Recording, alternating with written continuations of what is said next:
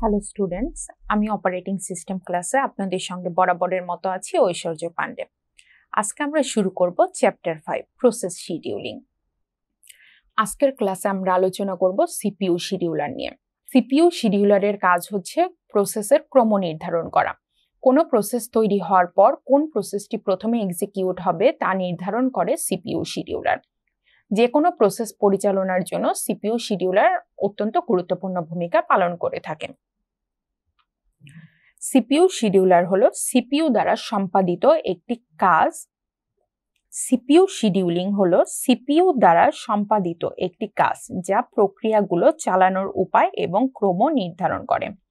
অর্থাৎ যে কোনো প্রক্রিয়া চালানোর জন্য কোন প্রক্রিয়াটি কখন চলবে এবং কোন প্রক্রিয়াটি কখন রান করবে তা নির্ধারণ করে শিডিউলার।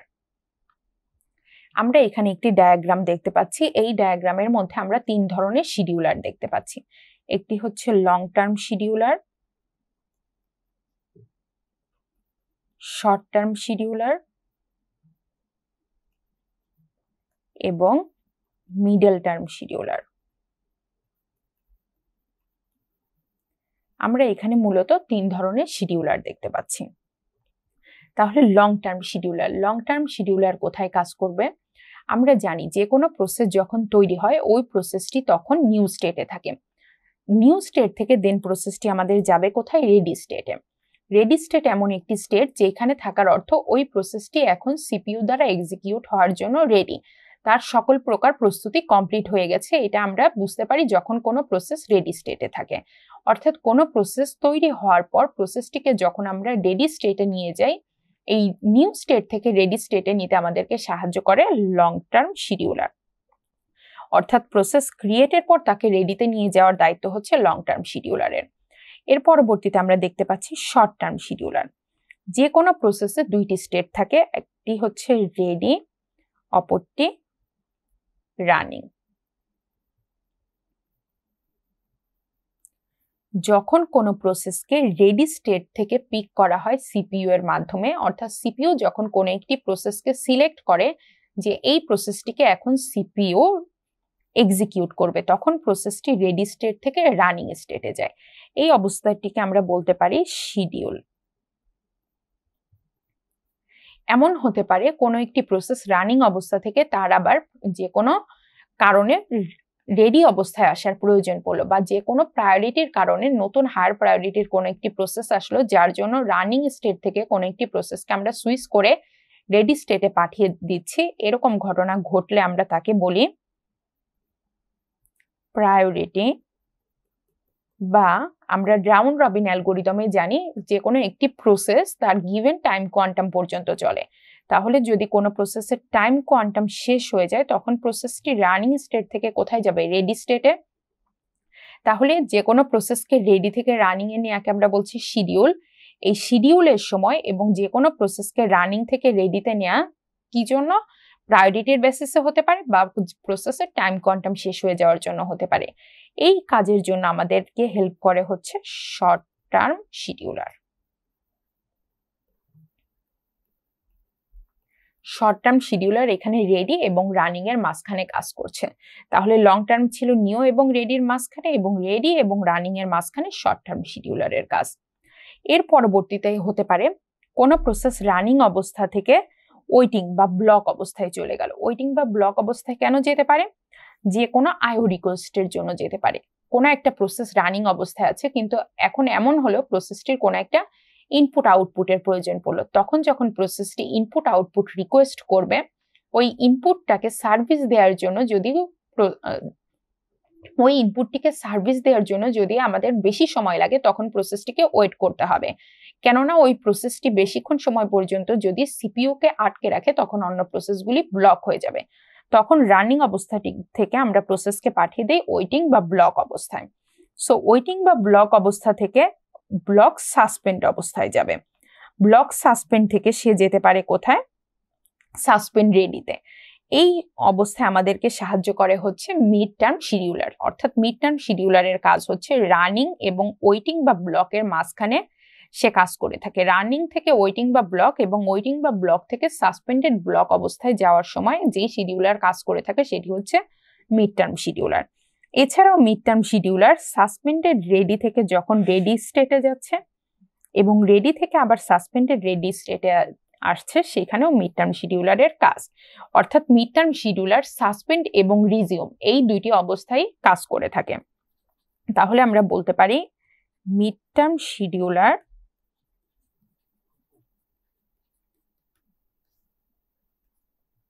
সাসপেন্ড এবং রিজিউম এই দুইটি ফাংশনালিটিস বহন করে থাকে।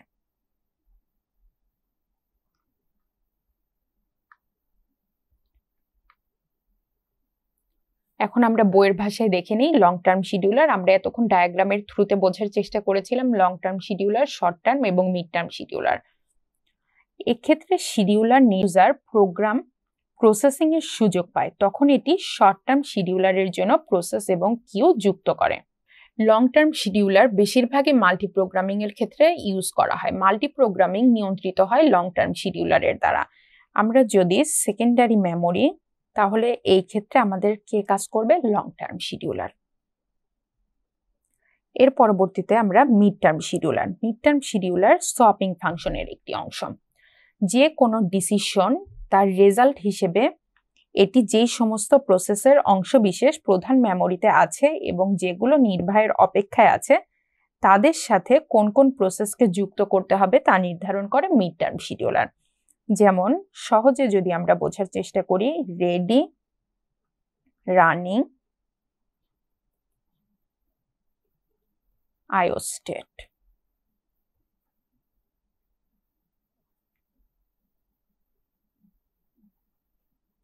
এই ক্ষেত্রে এই সার্কেলের মধ্যে রেডি থেকে রানিং, রানিং থেকে আইও স্টেট এবং আইও স্টেট থেকে রেডি স্টেট, এই সার্কেলে আমাদেরকে সাহায্য করবে এই মিড টার্ম শিডিউলার। এই মিড টার্ম শিডিউলার আমাদেরকে এই সার্কেলে সাহায্য করে থাকে। Short term scheduler. Short term scheduler হচ্ছে পরবর্তীতে কোনো রেডি প্রসেসকে কোন রেডি প্রসেসটি নির্বাহ হবে তার সিদ্ধান্ত দেয়। শর্ট টার্ম শিডিউলার রেডি এবং রানিং স্টেট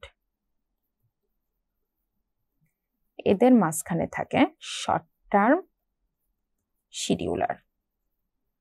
এই short term scheduler CPU scheduling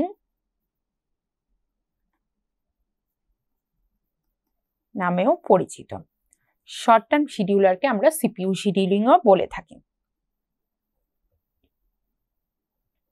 এখন আমরা এদের মধ্যে বিভিন্ন ডিফারেন্স দেখে নিই প্যারামিটারের ভিত্তিতে। শিডিউলিং এর ধরন, লং টার্ম শিডিউলার হচ্ছে এক ধরনের জব শিডিউলার, মিড টার্ম এক ধরনের সিপিইউ শিডিউলার এবং শর্ট টার্ম সোয়াপিং শিডিউলার। গতি, লং টার্মের গতি শর্ট টার্ম শিডিউলারের তুলনায় তুলনামূলক কম, এটির গতি তুলনামূলক বেশি, এবং শর্ট টার্মের গতি লং টার্ম এবং শর্ট টার্ম উভয় শিডিউলারের মধ্যে রয়েছে। লং টার্ম মাল্টি প্রোগ্রামিং এর সামগ্রিক মাত্রা নিয়ন্ত্রণ করে, short term scheduler multi programming এর উপর নিয়ন্ত্রণ প্রদান করে। মাল্টি প্রোগ্রামিং এর সামগ্রিক মাত্রা অনেক ক্ষেত্রে হ্রাস পায়। এটিতে ন্যূনতম টাইম শেয়ারিং রয়েছে, যেটি প্রায় অনুপস্থিত। মিড টার্ম শিডিউলারে খুবই কম এবং শর্ট টার্ম শিডিউলারে এটি লক্ষ্য করা যায়। পুল থেকে যে কোনো প্রসেসকে নির্বাচন করে তারপর এক্সিকিউশনের জন্য মেমোরিতে লোড করে লং টার্ম শিডিউলার, এবং মিড টার্ম শিডিউলার যেসব প্রসেস নির্বাহের জন্য প্রস্তুত সেই সব প্রসেসকে নির্বাচন করে। শর্ট টার্ম প্রদত্ত প্রসেসটি মেমোরিতে পুনরায় প্রবর্তন করতে পারে, তারপর এক্সিকিউশন অব্যাহত রাখতে পারে। আজকের ক্লাসে আমরা ডিসপ্যাচার নিয়ে আলোচনা করব। ডিসপ্যাচার এটি একটি বিশেষ প্রোগ্রাম যা শিডিউলারের পরে কার্যকর হয়। যখন short term scheduler ready queue থেকে নির্বাচন করে তখন ডিসপ্যাচার কার্যকর হয়। ডিসপ্যাচারকে আমরা বলে থাকি অতি ফাস্ট হতে হবে। দ্যাট মিনস ডিসপ্যাচার আমাদের কনটেক্সট সুইচিং এ হেল্প করে থাকে। এই জন্য ডিসপ্যাচারের কার্যক্রম হতে হবে অনেক দ্রুত, যত দ্রুত সম্ভব ডিসপ্যাচারকে এক্সিকিউশন কমপ্লিট করতে হবে। ডিসপ্যাচারের সিপিইউতে নির্বাচিত প্রসেস বরাদ্দ করার কাজটি সম্পাদন করে থাকে। এটি একটি চলমান প্রক্রিয়া। আইও অপারেশনের জন্য চলমান প্রসেস ওয়েটিং স্টেটে যায়, তারপর সিপিইউ অন্য কোনো প্রক্রিয়া বরাদ্দ করা হয়। অর্থাৎ ডিসপ্যাচার যে কোনো একটি প্রসেসকে রেডি অবস্থা থেকে অর্থাৎ চলমান অবস্থা থেকে সিপিইউ এর জন্য বরাদ্দ করে এবং ওই প্রসেসটি শেষ হওয়ার পর আবার নতুন কোনো প্রসেসকে বরাদ্দ করে সিপিইউ এর কাছে। এক ধরনের প্রক্রিয়া থেকে অন্য প্রক্রিয়ায় পরিবর্তন করাকে বলা হয় কনটেক্সট সুইচিং। এই কনটেক্সট সুইচিং এ গুরুত্বপূর্ণ ভূমিকা পালন করে ডিসপ্যাচার। এক প্রক্রিয়া থেকে অন্য প্রক্রিয়ায় পরিবর্তন করা, অর্থাৎ রেডি রানিং এ ধরে নিলাম আমার এখন একটি প্রক্রিয়া P2 রয়েছে। এই P2 কে রানিং থেকে রেডিতে নিয়ে যাওয়া, এবং রেডিতে আমার আরেকটি প্রক্রিয়া ছিল P3। এই P3 কে রেডি থেকে রানিং এ নিয়ে আসা, অর্থাৎ একটি প্রক্রিয়াকে আমরা রানিং থেকে রেডিতে পাঠালাম, অপর একটি প্রক্রিয়া P3 তাকে আমরা রেডি থেকে রানিং এ নিয়ে আসলাম। এই যে প্রসেসের মধ্যে পরিবর্তন সম্পন্ন হলো, এই পরিবর্তনটিকেই কনটেক্সট সুইচিং বলা হয়। এই কনটেক্সট সুইচিং এ ডিসপ্যাচারের ভূমিকা অত্যন্ত গুরুত্বপূর্ণ। কখনো কখনো ডিসপ্যাচকে শর্ট টার্ম শিডিউলারের অংশ হিসেবে বিবেচনা করা হয়, তাই পুরো ইউনিটের শর্ট টার্ম শিডিউলার বলা হয়। এই পরিস্থিতিতে শর্ট টার্ম শিডিউলারের কাজ হলো রেডি কিউ থেকে একটি প্রক্রিয়া নির্বাচন করা এবং সেই প্রক্রিয়ার জন্য সিপিইউ বরাদ্দ করা। অপারেটিং সিস্টেমে একজন প্রেরণকারীর নিম্নলিখিত দায়িত্ব রয়েছে। এই দায়িত্বটি আমরা দেখি হচ্ছে প্রথমে রেডি স্টেট থেকে সে যাবে কোথায়? শর্ট টার্ম শিডিউলার তাকে পিক করবে, শর্ট টার্ম শিডিউলার তাকে পিক করে কোথায় নিয়ে যাবে? রানিং স্টেটে। তাহলে রেডি স্টেট থেকে রানিং স্টেটে নিয়ে যেতে আমাদেরকে যেই শিডিউলার হেল্প করে সে হচ্ছে শর্ট টার্ম শিডিউলার। তাহলে শর্ট টার্ম শিডিউলারের পরবর্তী কাজই করে থাকে ডিসপ্যাচার কি করে? তাকে সিপিইউ এর জন্য বরাদ্দ করে দেয়। এইভাবে একটি ডিসপ্যাচার কাজ করে থাকে।